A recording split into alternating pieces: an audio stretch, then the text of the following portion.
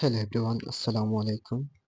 আজকে আমরা বেড়াতে যাইলাম রেন্টেরেস best Italian restaurant in Sylhet. আমরা বলিলাম গেছি তিনতলাত, আমরা যাইতাম চারতলাত। তিনতলাত রেস্টুরেন্টটাও খুব সুন্দর আছে। এখন আমরা লিফটের না ওইটা আছি, আমরা চারতলাত রেস্টুরেন্টে যাইতাম। আমরা এখন চারতলাত রেস্টুরেন্টে আছি। হওয়ার পরে যে সুন্দর লাগে রেস্টুরেন্টটা, সিনারিটাও অনেক সুন্দর সিনারি, তারা জায়গাটা যে সুন্দর জায়গা। নামার পরে বাইরে যে খাইলাম আমরা এখানে বইতে পারবো না, তাই না বলটা না আমরা এখানে উপরে খাস চলের আপনারা নিচের তলা যেতে পারবো। তো যেখানে লাগে আইলাম কেন, কেন যেন আমরা তেলাম না, তো এখান থেকে লাভ নাই।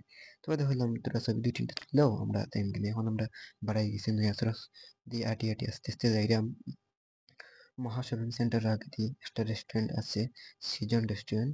এখন আমরা ফাইনালি সিজন রেস্টুরেন্টের সামনে আসছি। আস্তে আস্তে আটি আটি আমরা ভিতরে যাইলাম। এখন আমরা বাই আছে আমরা রাস্তা দেখাই দিলে ও সিরিমকায় বাইয়ে আমরা আস্তে আস্তে উঠলাম।